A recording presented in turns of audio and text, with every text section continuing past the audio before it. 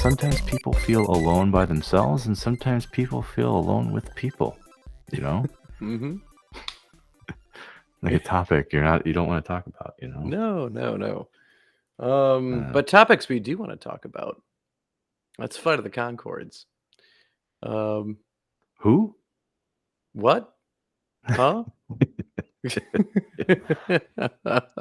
It's an episode that honestly I was interested in covering because like when you think about the month of November and the whole like being thankful thing and Mm-hmm. trying to pick out properties that align with Thanksgiving, which isn't the most popular topic for film or video games. Yeah, not too many Thanksgiving-based video games that I'm aware of. And the only like film that comes to mind that really does it well, I think, is like Adam's Family Values. Yeah. And there's like it's like a scene or two about it. Technically, the Ghostbusters video game takes place during part of Thanksgiving. That's The true. They talk about the parade. yeah, and then they say Happy Thanksgiving. Hmm. but these guys, Jemaine Clement and Bret McKenzie, Hmm. these are two guys that honestly, Joe, I am very thankful for. And it's weird to get a little too heavy at times with some of the subject matter. But we wanted to talk about some of the things that these guys have done Hmm. outside of Flight of the Conchords, because a lot of folks may know them predominantly for that, and may not know that they've recognized them from something else. Yeah, I mean, at the very Yeah. least, you should have accidentally heard or recognized Jermaine's voice. He has done a good deal of voice acting, Oh yeah. where he's popped up in quite a few very popular cartoons, a few feature films, as well, and a Vampire Eyes Wide Shut party. Well, before we get to that, I think it's funny to mention one of the earliest appearances of this duo, and some folks may know this. I mean, a lot of the dedicated Lord of the Rings fans know of this one. But were you familiar, Joe, with Bret McKenzie being in the Lord of the Rings movies?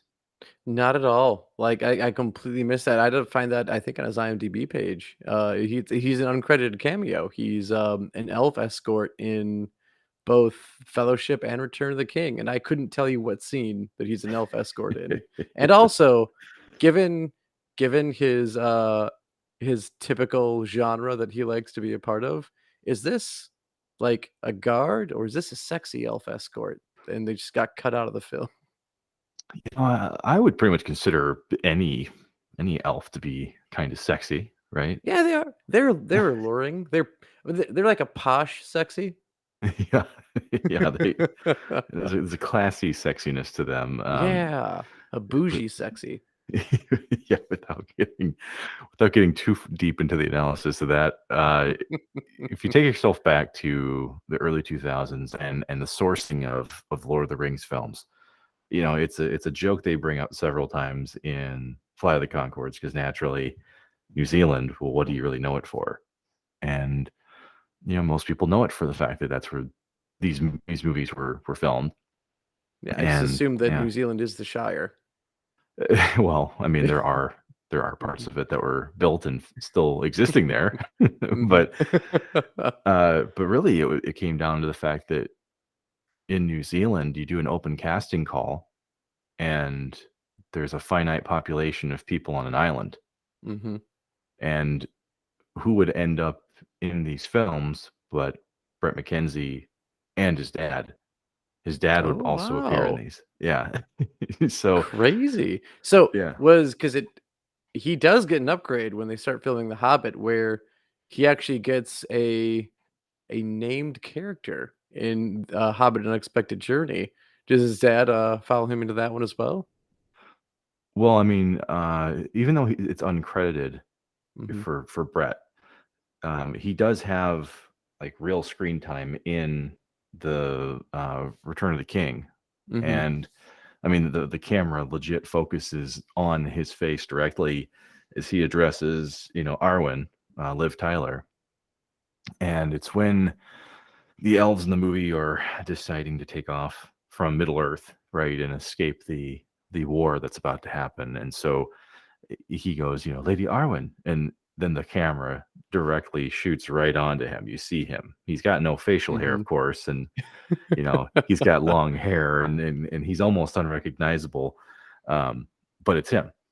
And so he actually is on screen there. But yeah, it's kind of a big deal and a bit of a heartwarming moment to find out that Peter Jackson found a way to get his dad Mhm. back into it, because um, there wasn't really any written rules that said you had to get these guys back. And it meant a lot to Brett's dad to be a part of the films again. So it was really cool to have them show up again. Yeah, very. And I mean, staying with Brett, like it is one, like if you know the group, you know that they have Grammy Awards for The Flight of the Conchords. They won 3 best comedy albums together with The Distant Future, Flight of the Conchords, and then I Told You I Was Freaky. But Brett actually gets some Academy Awards just for his own work without it being Flight of the Conchords. So if you recall a little movie called The Muppets, Brett does get I think it's best original song. He wins for Man or Muppet. And I think that's the song and the character where you had he goes back and forth singing between the Muppet and the voice actor whose name is slipping, but I know he played Dr. Sheldon Cooper in The Big Yeah. Bang Theory. Yep. Yeah, Jim And Parsons. so yeah, Jim Parsons, thank you. I don't know how I forgot Jim Parsons, but yeah, the song goes back and forth, I think, between the 2 of them, of seeing Jim Parsons and the Muppet that he's voicing, and is a really good song. Like, Yeah. honestly, like, The Muppets was just a fun movie, like, in general, so and I had originally no idea that Brett had any hand in that movie, Well, you know why he did, right? because he's like me and he thinks everything's funnier when Muppets are involved. Maybe a little less about function and more about the connections here. So, the Muppets. Classic Hollywoods. It's who you know, right? Well, I mean, he knew someone and has known someone for quite a long time by the name of James Bobin. We'll talk about the Oh. relationship a little bit more in our main episode this week, where we talk about the history of the Flight of the Concords and how they kind of came to be. But Mhm. James Bobin was a very big part of getting the TV show made.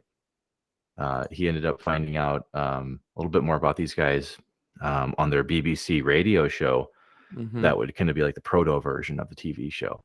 But Okay. um, but yeah, so James Bobin would help them get the show to air essentially. But I mean, Mhm. he's a director in Hollywood. He's got several films under his belt, but The Muppets would be one of them. So Yeah. that's where the connection kind of came in. It's like, okay, we need you here to kind of help produce music. And Mhm. yeah, so Brett's like, okay, cool. Let me take 4 out of 5. and yeah, one Mhm. of them became an Academy Award winner. So Yeah, and, yeah, if Bobin does sound familiar, you may recognize him from work such as the Ali G Show. yeah, Um, he actually helped, Sacha Baron Cohen create Ali G, Borat, and Bruno, all 3 of them.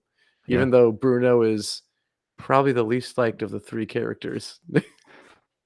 yeah. I would say it's probably the most He flopped a offensive of little the bit. 3. Yeah, Yeah. probably the This most offensive. Mhm. but but I mean, Bobin does have a pretty strong sense of humor, and I mean, I think it's a combination of dryness, but also sometimes just comedy as a blunt instrument. He knows how Mhm. to use it and balance it well. So yeah, it was really funny to see that connection kind of bear fruit in a sense, and in a big way. I mean, Yeah. correct me if I'm wrong, but are there any Mhm. bigger honors than a freaking Academy Award for an Few. actor? And he did get nominated again for Muppets Most Wanted, the sequel to the Muppets, and with probably one of my favorite Muppet songs ever written was "I'll Get You What You Want," a cockatoo in Malibu. Um, and if you're unfamiliar with this is basically like Kermit's like Russian fugitive doppelganger sings this song to Miss Piggy, I believe, and it's flipping hilarious. Just because it's this super like thick, cheesy Russian accent is used for the entire song, and it's Yeah. it's like the corniest but most truthful love song ever made, and it's done by Muppets.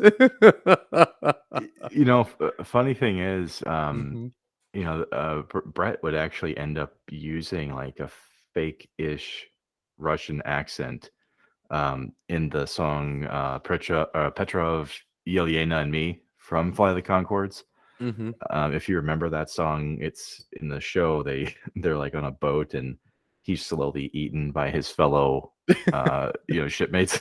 Mhm. Um, but I mean, the Russian voice is not foreign to him. He definitely knows how to Mm-mm. wield it. But that's pretty funny. I haven't seen these recent Muppet movies, at least not at length. So that's funny. Mhm. Yeah. You know, so Highly recommend the both of them, but yeah. Mhm, well, and I think it's really cool that he goes from, what feels kind of like an indie project to going to these mhm, big budget, high visibility films, which is kind of the opposite of where the Jemaine kind of got his start, outside mhm. of Flight of the Concords projects, because one of the first movies I saw him in, and this was not like well advertised. I think I just saw like a preview on a random DVD somewhere for Eagle versus Shark, and I'm not sure if I'd be surprised if you've seen this movie. I'll put it that way. Uh, I have not. Like, I'm looking at the cover of it right now, and the director and writer is someone who I'm very familiar with, but, I mean, looking at the cover, like, it looks hilarious. Yeah. I mean, it's Mhm, the directorial debut of Taika Waititi. So for mhm, the folks that want us to point arrows at things, this is the dude that brought us the Thor Ragnarok movie. mhm. Largely largely improvised. Yep, Uh, and one of my favorite movies, in the recent years of Jojo Rabbit. oh, of course, Mhm, yes, yes, where he portrays a boy's hallucination of Hitler or mhm. imaginary friend as Hitler. Yeah.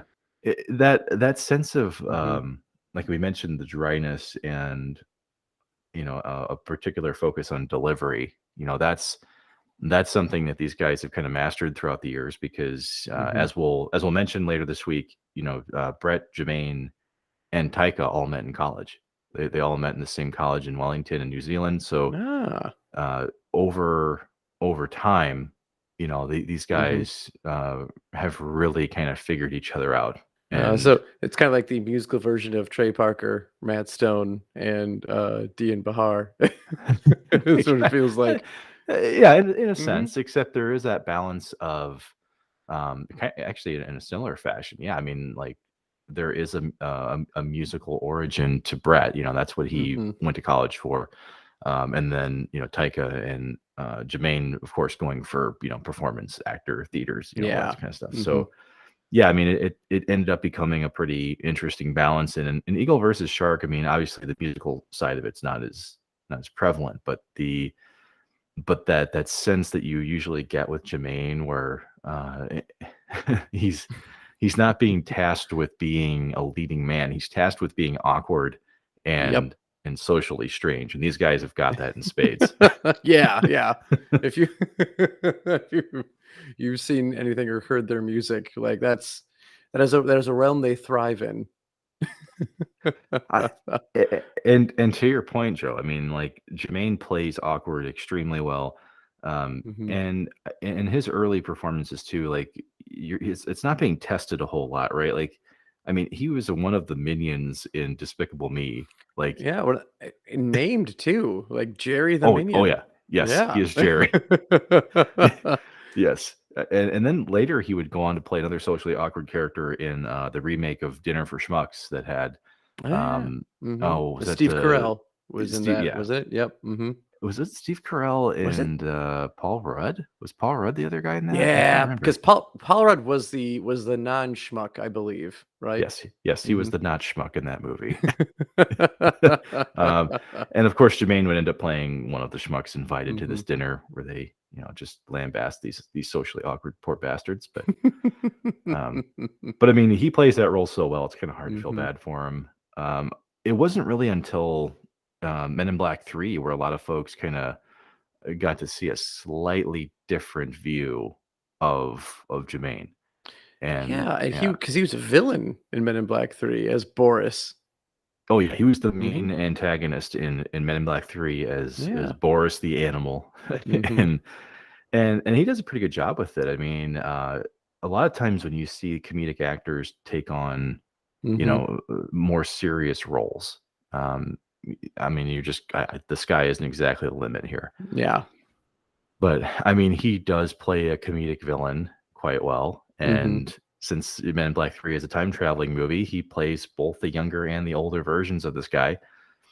I mean, I thought he did a pretty solid job with it. And I know a lot of people didn't quite care for Men in Black 3 as a plot and how they Mhm. delivered it, but I mean the performances of Jermaine and oh god, I always forget his name. Literally Tommy Lee Thanos. Jones. Tommy Lee Jones, but his younger version. Oh, yeah. Um, Thanos. Yep, this is yeah, gonna Josh yep. Brolin. Josh Josh Brolin. Brolin, yep. Yeah, yeah. So Cable, like, Thanos. yeah, yeah. So seeing him in Men in Black 3 was a kind of a shock for a lot of people because, for one, he is covered in a decent amount of prosthetics, but I Mhm. think it was just the fact that he did show some range there. And then oddly enough, as we talk about range, he does show up in the Muppets movie, and I've only seen the Yeah. clip of him being one of these Russian, prison Mhm. guys. He's like the prison king. I did see that. Yeah, he was pretty funny in that movie. I mean, Mhm. this is one of the things that I don't know if everyone's aware of, but these guys were both in an episode of Tim and Eric. Yeah, yeah. It was Brett was in tennis, right? Were they both in They're the same episode? Yeah. they're the Mhm. same episode as the tennis doubles for Tim Yeah. and Eric. It's just so you very clearly know that it's not Mhm. it's not Tim it's and not the main. Eric. It's Yeah. not. Yeah. They look no, if you're unfamiliar with Tim and Eric, the Tim and Eric show, no, it's the Tim and Eric awesome show, great job. Yeah. If you're unfamiliar with that, these 2 look nothing like Tim and Eric. So, when you have them as their tennis doubles, it's it yeah, it's right up there with the stunt cock. Yeah. Yeah. Yeah, I mean, the similarities, well, they're men, Mhm.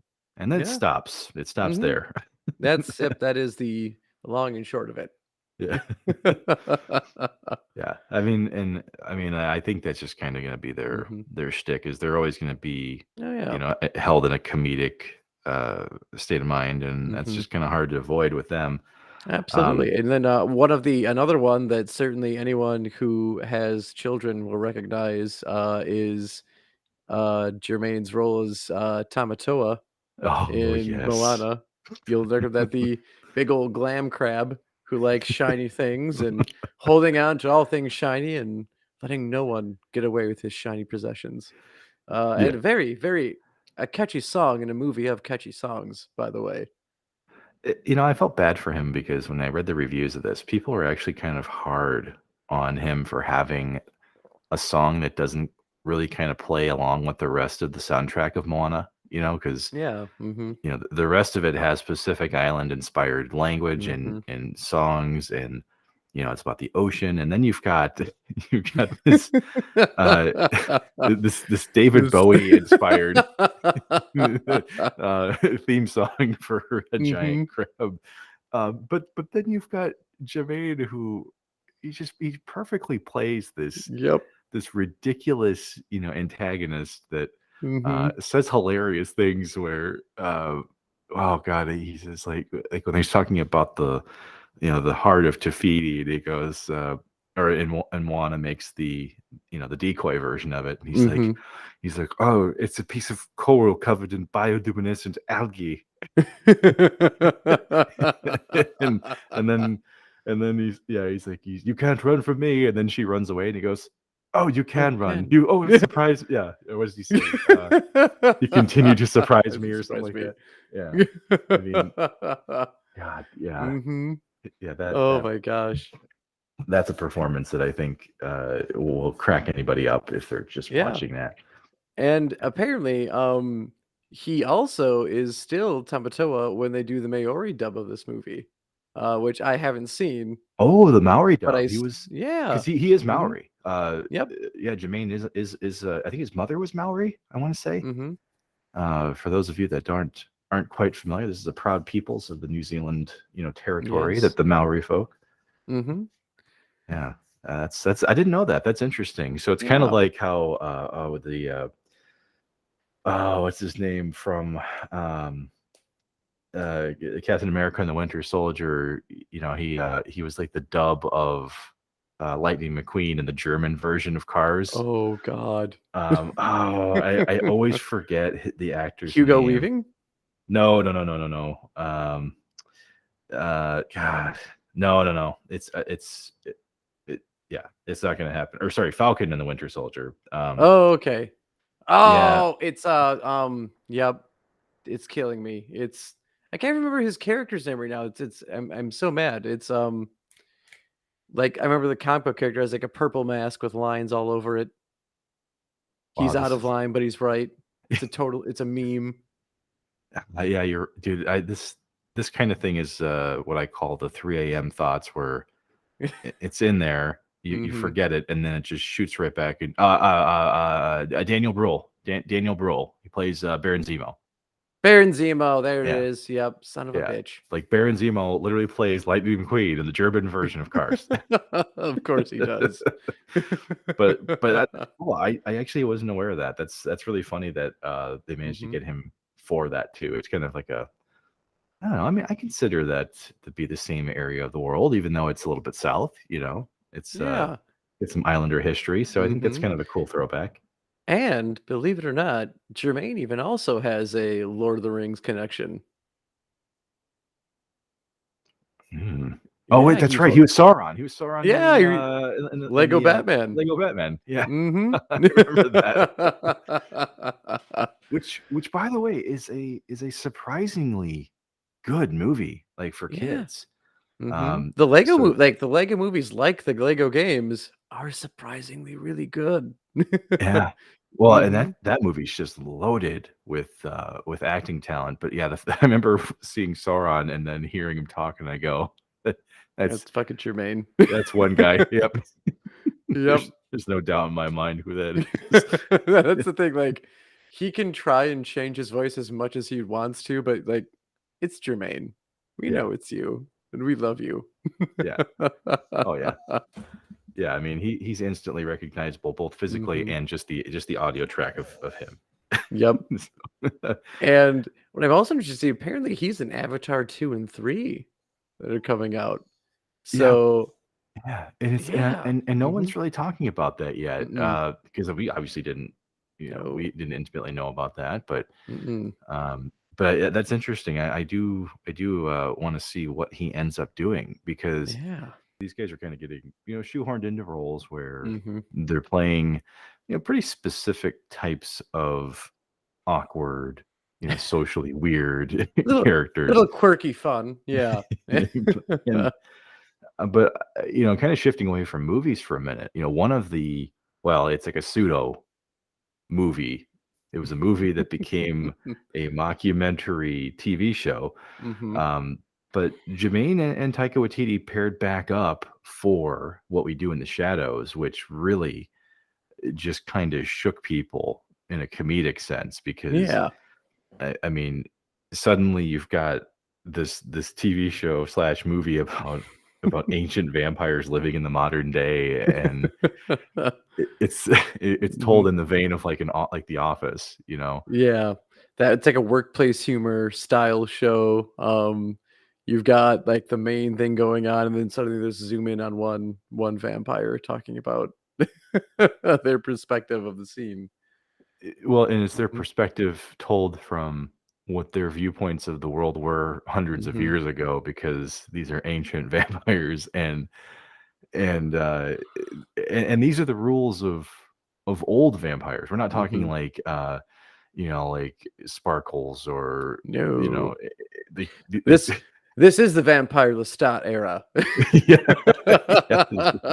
yeah, both in fashion and in like actually had me invited into places, and and so it definitely has their stamp, but it is so different. It is so unique, and I haven't had a chance to watch the TV series as I mentioned, but I mean, the ratings for that show are insane. It was like a Mhm. 93% like rating in the first season, like 90 or sorry, 93 in the first, like 98% in the second, and people love the shit out of That's it. pretty So, solid, yeah. Is that yeah, Metacritic? I think it's Metacritic, yeah. I'm Okay. pretty sure. Mhm, Yeah, it's a user aggregate, but man, that like and I love the movie. The movie was mhm. just so damn funny and so uniquely strange, but also, for fans of vampires, as we've just wrapped up, spooky season here. It's a shame we didn't mention it, but yeah. Uh, but I guess Mhm, the larger point to make here is that yes, Bret McKenzie and Jemaine Clement are kind of known for a specific brand mhm, of humor and comedy, and we will definitely tear into some of the specificity of Flight of the Concords and what they achieved there. But if you haven't seen them before, mhm, and you haven't looked at, or I should say, if you haven't seen any of their work outside of Flight of the Concords, definitely give it a chance. There's a ton mhm. of cool stuff, and Oh, yeah, absolutely, and I hear, that as long as there's a record deal, they're always gonna be friends. oh, Uh, no, that that was was the that other was that was HBO Tenacious D, group, but I mean, yep. we're which actually, you know what? That's an Mhm. interesting controversy that we will save for later this week. So Yeah. definitely tune in as we will do a deep dive on the history of this folk duo, which I believe, Joe, they're the fourth most popular folk duo in New Zealand. Ooh. So And that's folk country, so that's saying something.